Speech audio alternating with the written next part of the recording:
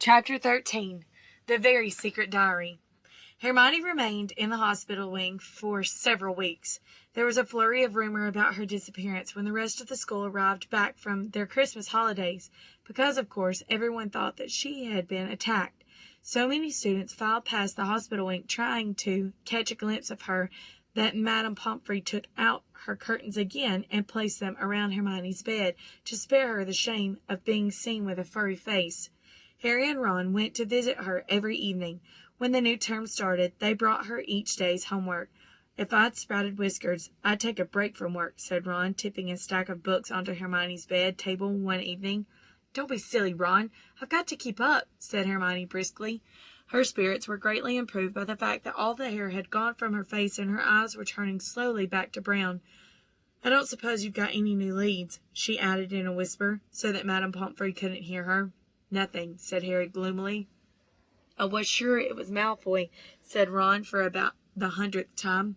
"What's that?" asked Harry, pointing to something gold sticking out from under Hermione's pillow. "Just a get well card," said Hermione, hastily trying to poke it out of sight, but Ron was too quick for her. He pulled it out, flicked it open, and read aloud: "To Miss Granger, wishing you a speedy recovery, from your concerned teacher, Professor Gilderoy Lockhart, Order of Merlin, 3rd class, honorary member of the Dark Forest Defense League, and 5 times winner of the Witch Weekly's Most Charming Smile Award." Ron looked up at Hermione, disgusted. "You sleep with this under your pillow?" But Hermione was spared answering by Madame Pomfrey sweeping over her with her evening dose of medicine. "Is Lockhart the smarmiest bloke you've ever met, or what?" Ron said to Harry as they left the dormitory and started up the stairs towards Gryffindor Tower. Snape had given them so much homework, Harry thought he was likely to be in the 6th year before he finished it. Ron was just saying he wished he had asked Hermione how many rat tails you were supposed to add to a hair-raising potion, when an angry outburst from the floor above reached their ears. "That's Filch," Harry muttered, as they hurried up the stairs and paused, out of sight, listening hard. "You don't think someone else has been attacked?" said Ron tensely. They stood still, their heads inclined towards Filch's voice, which sounded quite hysterical. "Even more work for me, mopping all night, like I haven't had enough to do? No, this is the final straw. I'm going to Dumbledore." His footsteps receded, and they heard a distant door slam. They poked their heads around the corner. Filch had clearly been manning his usual lookout post. They were once again on the spot where Mrs. Norris had been attacked. They saw at a glance what Filch had been shouting about. A great flood of water stretched over half the corridor, and it looked as though it was still seeping from under the door of Moaning Myrtle's bathroom. Now Filch had stopped shouting. They could hear Myrtle's wails echoing off the bathroom walls. "Now what's up with her?" said Ron. "Let's go and see," said Harry, and holding their robes up over their ankles, they stepped through the great wash of water to the door bearing its out-of-order sign, ignored it as always, and entered. Moaning Myrtle was crying, if possible louder and harder than ever before. She seemed to be hiding down her usual toilet. It was dark in the bathroom because the candles had been extinguished in the great rush of water that had left both walls and floor soaking wet. "What's up, Myrtle?" said Harry. "Who's that?" gluged Myrtle miserably. "Come to throw something else at me?" Harry waded across to her cubicle and said, "Why would I throw something at you?" "Don't ask me!" Myrtle shouted, emerging with a wave of yet more water, which splashed onto the already sopping floor. "Here I am, minding my own business, and someone thinks it's funny to throw a book at me."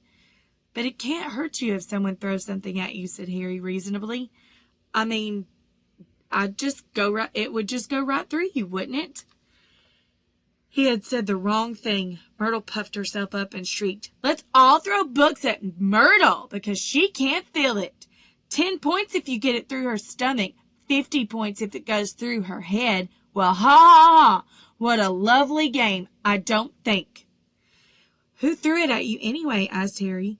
"I don't know. I was just sitting in the U-bend, thinking about death, and it fell right through the top of my head," said Myrtle, glaring at them. "It's over there. It got washed out."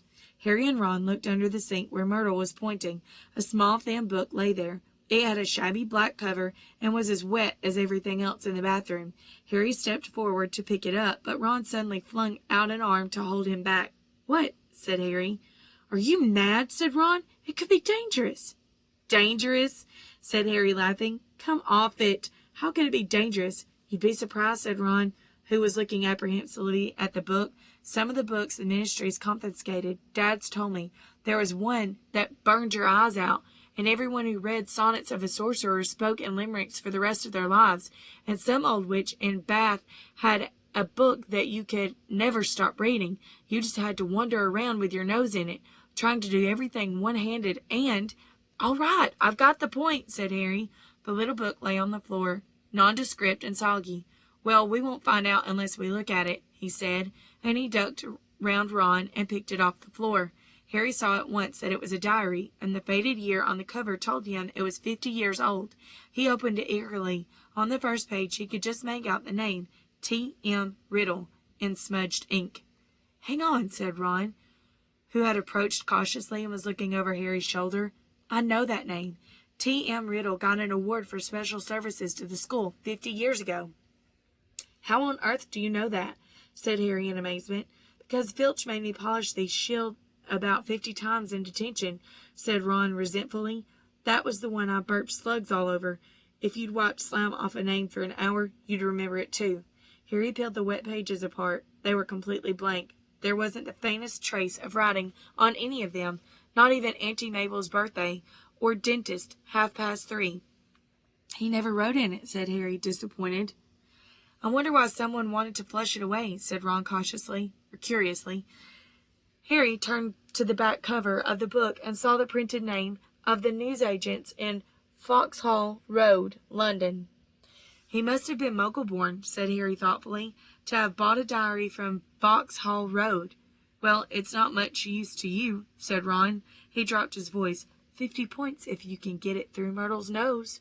Harry, however, pocketed it. Hermione left the hospital wing, de-whiskered, tailless, and fur-free at the beginning of February. On her first evening back in Gryffindor Tower, Harry showed her T.M. Riddle's diary and told her the story of how they found it.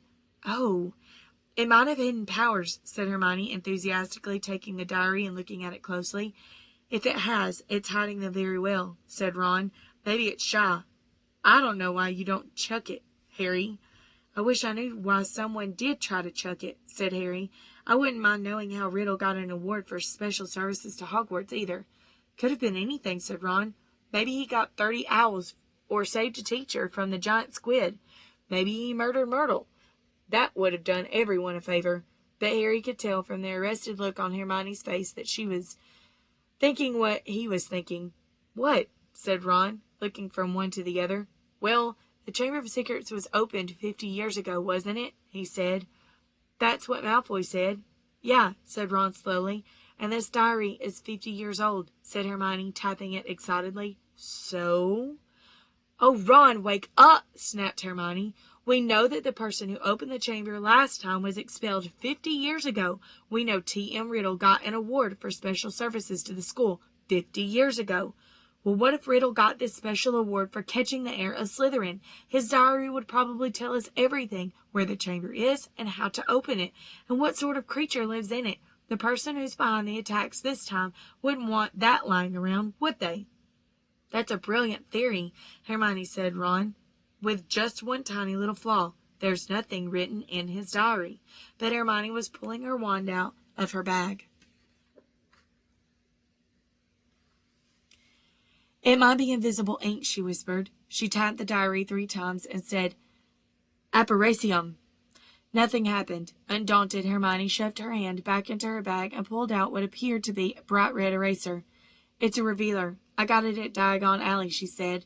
"She rubbed hard on January the 1st. Nothing happened." "I'm telling you, there's nothing to find in there," said Ron. "Riddle just got a diary for Christmas and couldn't be bothered filling it in." Harry couldn't explain even to himself why he didn't just throw Riddle's diary away. The fact was that even though he knew the diary was blank, he kept absent-mindedly picking it up and turning the pages as though it was a story he wanted to finish. And while Harry was sure he had never heard the name T.M. Riddle before, it still seemed to mean something to him.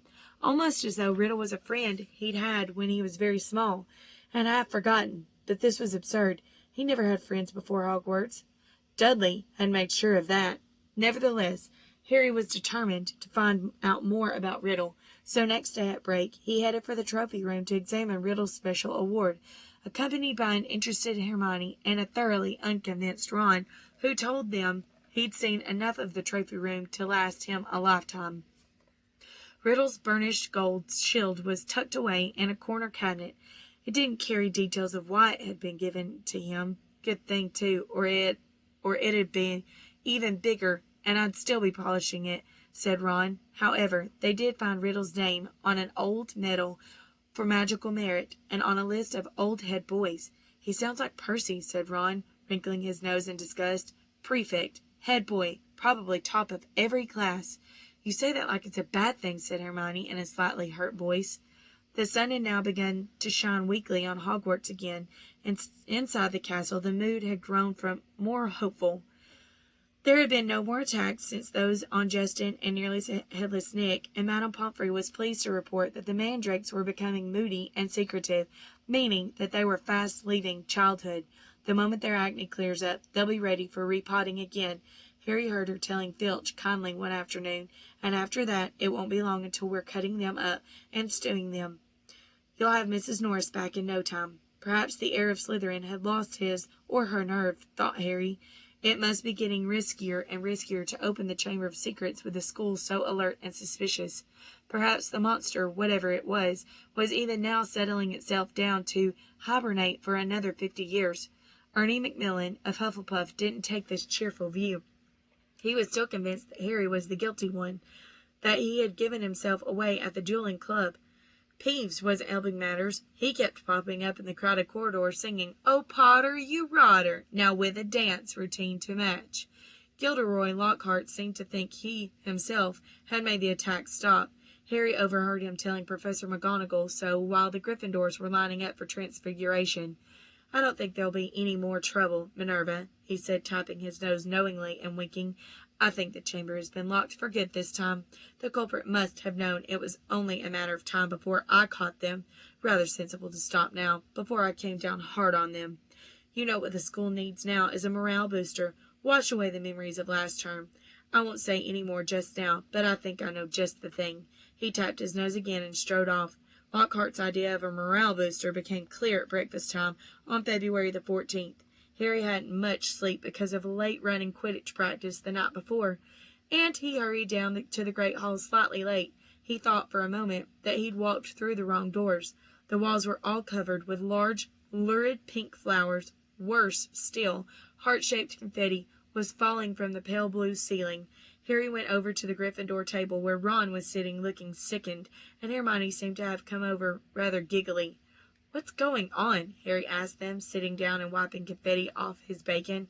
Ron pointed to the teacher's table, apparently too disgusted to speak. Lockhart, wearing lurid pink robes to match the decorations, was waving for silence. The teachers on either side of him were looking stony-faced. From where he sat, Harry could see a muscle going in Professor McGonagall's cheek. Snape looked as though someone had just fed him a large beaker of Skelegro.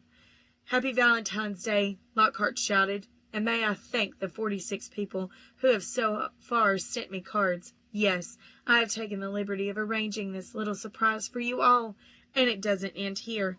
Lockhart clapped his hands, and through the doors to the entrance hall marched a dozen surly-looking dwarfs. Not just any dwarfs, however. Lockhart had them all wearing golden wings and carrying harps. "My friendly card-carrying cupids," beamed Lockhart. "They will be roving around the school today, delivering your valentines, and the fun doesn't stop there. I'm sure my colleagues will want to enter into the spirit of the occasion. Why not ask Professor Snape to show you how to whip up a love potion? And while you're at it, Professor Flitwick knows more about entrancing enchantments than any wizard I've ever met. The sly old dog." Professor Flitwick buried his face in his hands. Snape was looking as though the first person to ask him for a love potion would be force-fed poison. "Please, Hermione, tell me you weren't one of the 46, said Ron, as they left the Great Hall for their first lesson. Hermione suddenly became very interested in searching her bag for her timetable and didn't answer. All day long, the dwarfs kept barging into their classes to deliver valentines, to the annoyance of the teachers, and late that afternoon, as the Gryffindors were walking upstairs for charms, one of them caught up with Harry. "Oi, you, Harry Potter!" shouted a particularly grim-looking dwarf, elbowing people out of the way to get to Harry. Hot all over the thought of being given a valentine in front of a queue of first-years, which happened to include Ginny Weasley, Harry tried to escape. The dwarf, however, cut his way through the crowd by kicking people's shins, and reached him before he'd gone 2 paces. "I've got a musical message to deliver to Harry Potter in person," he said, twanging his harp in a threatening sort of way. "Not here," Harry hissed, trying to escape. "Stay still," grunted the dwarf, grabbing hold of Harry's bag and pulling him back. "Let me go," Harry snarled, tugging. With a loud ripping noise, his bag split in 2. His books, wand, parchment, and quills spilled onto the floor, and with his ink bottle smashed over the lot. Harry scrambled around, trying to pick it all up before the dwarf started singing, causing something of a hold-up in the corridor. "What's going on here?" came the cold, drawling voice of Draco Malfoy. Harry started stuffing everything feverishly into his ripped bag, desperate to get away before Malfoy could hear his musical valentine. "What's all this commotion?" said another familiar voice as Percy Weasley arrived. Losing his head, Harry tried to make a run for it, but the dwarf seized him around the knees and brought him crashing to the floor. "Right," he said, sitting on Harry's ankles. "Here is your singing valentine. His eyes are as green as a fresh pickled toad. His hair is as dark as a blackboard. I wish he was mine. He's really divine, the hero who conquered the Dark Lord." Harry would have given all the gold in Gringotts to evaporate on the spot, trying valiantly to laugh along with everyone else. He got up, his feet numb from the weight of the dwarf, as Percy Weasley did his best to disperse the crowd, some of whom were crying with mirth. "Off you go, off you go! The bell rang 5 minutes ago. Off to class now," he said, shooing some of the younger students away. "And you, Malfoy." Harry, glancing over, saw Malfoy stoop and snatch up something. Leering, he showed it to Crabbe and Goyle, and Harry realized that he'd got Riddle's diary. "Give it back," said Harry quietly. "Wonder what Potter's written in this," said Malfoy, who obviously hadn't noticed the year on the cover, and thought he had Harry's own diary. A hush fell over the onlookers. Ginny was staring from the diary to Harry, looking terrified. "Hand it over, Malfoy," said Percy sternly. "When I've had a look," said Malfoy, waving the diary tauntingly at Harry. Percy said, as a school prefect, but Harry had lost his temper. He pulled out his wand and shouted, "Expelliarmus!" And just as Snape had disarmed Lockhart, so Malfoy found the diary shooting out of his hand into the air. Ron, grinning broadly, caught it. "Harry," said Percy loudly, "no magic in the corridors. I'll have to report this, you know." But Harry didn't care. He'd got one over on Malfoy, and that was worth 5 points from Gryffindor any day. Malfoy was looking furious as Ginny passed him to enter her classroom, he yelled spitefully after her, "I don't think Potter liked your valentine much." Ginny covered her face with her hands and ran into class. Snarling, Ron pulled out his wand too, but Harry pulled him away. Ron didn't need to spend the whole of Charms belching slugs. It wasn't until they had reached Professor Flitwick's class that Harry noticed something rather odd about Riddle's diary. All his other books were drenched in scarlet ink. The diary, however, was as clean as it had been before the ink bottle had smashed all over it. He tried to point this out to Ron, but Ron was having trouble with his wand again. Large purple bubbles were blossoming out of the end, and he wasn't much interested in anything else. Harry went to the bed before anyone else in his dormitory that night. This was partly because he didn't think he could stand Fred and George singing, "His eyes are as green as fresh pickled toad," one more time, and partly because he wanted to examine Riddle's diary again, and knew that Ron thought it was wasting his time. Harry sat on his four-poster and flicked through the blank pages, not one of which had a trace of scarlet ink on it. Then he pulled a new bottle out of his bedside cabinet, dipped his quill into it, and dropped a blot onto the first page of the diary. The ink shone brightly on the paper for a second, and then, as though it was being sucked into the page, vanished. Excited, Harry loaded up his quill a second time and wrote, "My name is Harry Potter." The words shone momentarily on the page, and they too sank without trace. Then at last something happened. Oozing back out of the page, in his very own ink, came words Harry had never written. "Hello, Harry Potter. My name is Tom Riddle. How did you come by my diary?" These words, too, faded away, but not before Harry had started scribbling back. Someone tried to flush it down a toilet. He waited eagerly for Riddle's reply. Lucky that I recorded my memories in some more lasting way than ink, but I always knew that there would be those who would not want the diary read. "What do you mean?" Harry scrawled, blotting the page in his excitement. "I mean that this diary holds memories of terrible things, things which were covered up, things which happened at Hogwarts School of Witchcraft and Wizardry. That's where I am now," Harry wrote quickly. "I'm at Hogwarts, and horrible stuff's been happening. Do you know anything about the Chamber of Secrets?"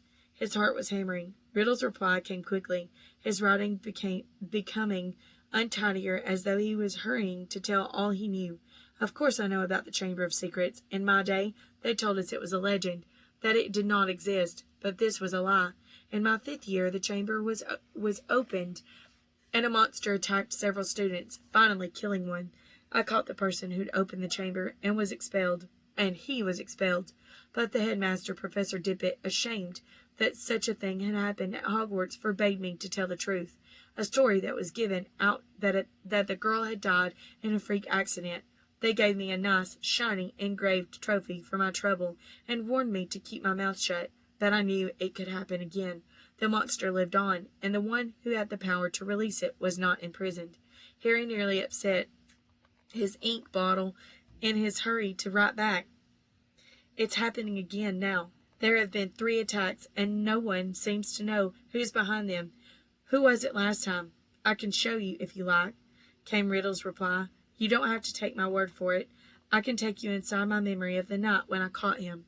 Harry hesitated, his quill suspended over the diary. What did Riddle mean? He could be taken inside somebody else's memory? He glanced nervously at the door to the dormitory, which was growing dark. When he looked back at the diary, he saw fresh words forming. "Let me show you." Harry paused for a fraction of a second, and then wrote 2 letters. "Okay." The pages of the diary began to blow as though caught in a high wind, stopping halfway through the month of June. Mouth hanging open, Harry saw that the little square for June the 13th seemed to have turned into a minuscule television screen. His hands trembling slightly, he raised the book to press his eye against the little window, and before he knew what was happening, he was tilting forwards. The window was widening. He felt his body leave his bed, and he was pitched headfirst through the opening in the page into a whirlwind of color and shadow.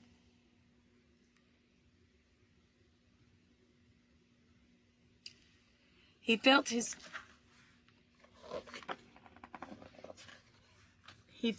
feet hit solid ground and stood, shaking, as he blurred shapes around him came suddenly into focus. He knew immediately where he was. The circular room with the sleeping portraits was Dumbledore's office, but it wasn't Dumbledore who was sitting behind the desk. A wizened, frail-looking wizard, bald except for a few wisps of white hair, was reading a letter by candlelight. Harry had never seen this man before. "I'm sorry," he said shakily. "I didn't mean to butt in." But the wizard didn't look up. He continued to read, frowning slightly. Harry drew nearer to his desk and stammered, "I'll just go, shall I?" Still the wizard ignored him. He didn't seem even to have heard him. Thinking that the wizard might be deaf, Harry raised his voice. "Sorry I disturbed you. I'll go now," he half shouted. The wizard folded up the letter with a sigh, stood up, walked past Harry without glancing at him, and went to the drawer to draw the curtains at his window. The sky outside the window was ruby red. It seemed to be sunset. The wizard went back to the desk, sat down, and twiddled his thumbs, watching the door. Harry looked around the office. No Fawkes the Phoenix. No whirring silver contraptions. This was Hogwarts as Riddle had known it, meaning that this unknown wizard was headmaster, not Dumbledore, and he, Harry, was little more than a phantom, completely invisible to the people of 50 years ago. There was a knock on the office door. "Enter," said the old wizard in a feeble voice. A boy of about 16 entered, taking off his pointed hat. A silver prefect's badge was glinting on his chest. He was much taller than Harry, but he, too, had jet-black hair. "Ah, Riddle," said the headmaster. "You wanted to see me, Professor Dippet?" said Riddle. He looked nervous. Sit down, said Tippet. I've just been reading the letter you sent me. Oh, said Riddle. He sat down, gripping his hands together very tightly. My dear boy, said Tippet kindly, I cannot possibly let you stay at school over the summer. Surely you want to go home for the holidays. No, said Riddle at once. I'd much rather stay at Hogwarts than go back to that. You live in a Muggle orphanage during the holidays, I believe, said Tippet curiously. Yes, sir, said Riddle, reddening slightly. You are Muggle-born? Half-blood, sir, said Riddle. Muggle father, witch mother, and are both your parents. My mother died just after I was born, sir. They told me at the orphanage she lived just long enough to name me. Tom, after my father. Marvolo, after my grandfather. Tippet chucked his tongue sympathetically. The thing is, Tom, he sighed, special arrangements might have been made for you, but in the current circumstances— You mean all these attacks, sir? Said Riddle, and Harry's heart leapt, and he moved closer, scared of missing anything. Precisely, said the headmaster. My dear boy, you must see how foolish it would be for me to allow you to remain at the castle when term ends, particularly in the light of the recent tragedy, the death of the poor little girl. You will be safer by far at your orphanage. As a matter of fact, the Ministry of Magic is even now talking about closing the school. We are no nearer locating the source of all this unpleasantness. Riddle's eyes had widened. Sir, if the person was caught, if it all stopped— What do you mean? Said Tippet, with a squeak in his voice, sitting up in his chair. Riddle, do you mean you know something about these attacks? No, sir, said Riddle quickly. But Harry was sure it was the same sort of no that he himself had given Dumbledore. Tippet sank back, looking faintly disappointed. You may go, Tom. Riddle slid off his chair and stumped out of the room. Harry followed him. Down the moving spiral staircase they went, emerging next to the gargoyle in the darkening corridor. Riddle stopped, and so did Harry, watching him. Harry could tell that Riddle was doing some serious thinking. He was biting his lip, his forehead furrowed. Then, as though he had suddenly reached a decision, he hurried off, Harry gliding noiselessly behind him. They didn't see another person until they reached the entrance hall, when a tall wizard with long, sweeping auburn hair and beard called to Riddle from the marble staircase. What are you doing wandering around this late, Tom? Harry gaped at the wizard. He was none other than a 50-year younger Dumbledore. I had to see the headmaster, sir, said Riddle. Well, hurry off to bed, said Dumbledore, giving Riddle exactly the kind of penetrating stare Harry knew so well. Best not to roam the corridors these days. Nonsense. He sighed heavily, bade Riddle good night, and strode off. Riddle watched him out of sight, and then, moving quickly, headed straight down the stone steps to the dungeons, with Harry in hot pursuit. But to Harry's disappointment, Riddle led him not into a hidden passageway or a secret tunnel, but to the very dungeon in which Harry had potions with Snape. The torches hadn't been lit, and when Riddle pushed the door almost closed, Harry could only just see Riddle standing stock-still by the door, watching the passage outside. It felt to Harry that they were there for at least an hour. All he could see was the figure of Riddle at the door, staring through the crack, waiting like a statue, and just when Harry had stopped feeling expectant and tense, and started wishing he could return to the present, he heard something move beyond the door. Someone was creeping along the passage. He heard whoever it was pass the dungeon where he and Riddle were hidden. Riddle, quiet as a shadow, edged through the door and followed, Harry tiptoeing behind him, forgetting that he couldn't be heard. For perhaps 5 minutes they followed the footsteps until Riddle stopped suddenly, his head inclined in the direction of new noises. Harry heard a door creak open, and then someone speaking in a hoarse whisper. Come on. Gotta get you out of here. Come on now. In the box. There was something familiar about that voice. Riddle suddenly jumped around the corner. Harry stepped out behind him. He could see the dark outline of a huge boy who was crouching in front of an open door, a very large box next to it. Evening, Rubus, said Riddle sharply. The boy slammed the door shut and stood up. What you doing down here, Tom? Riddle stepped closer. It's all over, he said. I'm going to have to turn you in, Rubus. You're talking about closing Hogwarts if the attacks don't stop. What do you— I don't think you meant to kill anyone, but monsters don't make good pets. I suppose you just let it out for exercise, and— It never killed no one, said the large boy, backing against the closed door. From behind him, Harry could hear a funny rustling and clicking. Come on, Ruberus, said Riddle, moving yet closer. The dead girl's parents will be here tomorrow. The least Hogwarts can do is make sure that the thing that killed their daughter is slaughtered. It wasn't him, roared the boy, his voice echoing in the dark passage. He wouldn't. He never. Stand aside, said Riddle, drawing out his wand. His spell lit the corridor with a sudden flaming light. The door behind the large boy flew open with such force it knocked him into the wall opposite, and out of it came something that made Harry let out a long, piercing scream no one but he seemed to hear. A vast, low-slung, hairy body and a tangle of black legs, a gleam of many eyes, and a pair of razor-sharp pincers. Riddle raised his wand again, but he was too late. The thing bowled him over as it scuttled away, tearing up the corridor and out of sight. Riddle scrambled to his feet, looking after it. He raised his wand, but the huge boy leapt on him, seized his wand, and threw him back down, yelling, "No!" The scene whirled. The darkness became complete. Harry felt himself falling, and with a crash he landed spread-eagled on his four-poster in the Gryffindor dormitory, Riddle's diary lying open on his stomach. Before he had had time to regain his breath, the dormitory door opened, and Ron came in. "There you are," he said. Harry sat up. He was sweating and shaking. "What's up?" said Ron, looking at him with concern. "It was Hagrid, Ron. Hagrid opened the Chamber of Secrets 50 years ago."